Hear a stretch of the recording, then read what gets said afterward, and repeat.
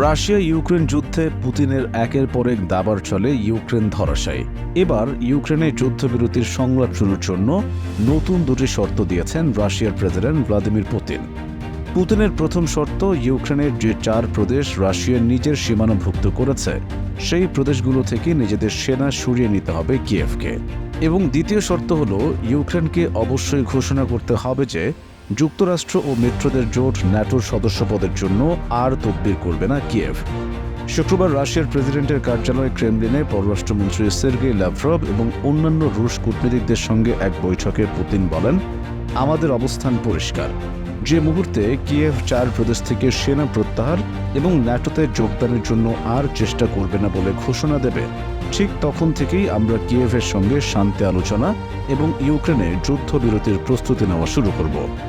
2014 সালে রাশিয়ার কাছে ক্রিমিয়া হারানোর পরের বছর বেলারুশের রাজধানী মিনস্কে রাশিয়ার সরকারি প্রতিনিধিদের সঙ্গে একটি চুক্তি স্বাক্ষর করেন ইউক্রেনের সরকারি প্রতিনিধিরা।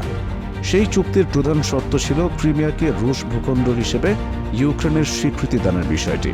তবে সেই শর্ত পূরণের পরিবর্তে যুক্তরাষ্ট্র ও তার মিত্রদের সামরিক জোট ন্যাটোর সদস্য হওয়ার জন্য তদবির শুরু করে ইউক্রেন।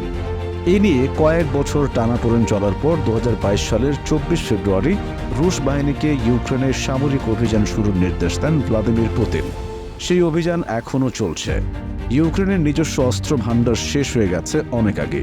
এখন পশ্চিমা দেশগুলোর অস্ত্র সহায়তার উপর নির্ভর করে যুদ্ধ চালিয়ে যাচ্ছে দেশটি। শুক্রবারের বৈঠকে পুতিন আরও বলেন, এই যুদ্ধ থেমে যেত অনেক আগে। পশ্চিমা দেশগুলো অস্ত্র সহায়তা দিয়ে এটিকে জিইয়ে রেখেছে।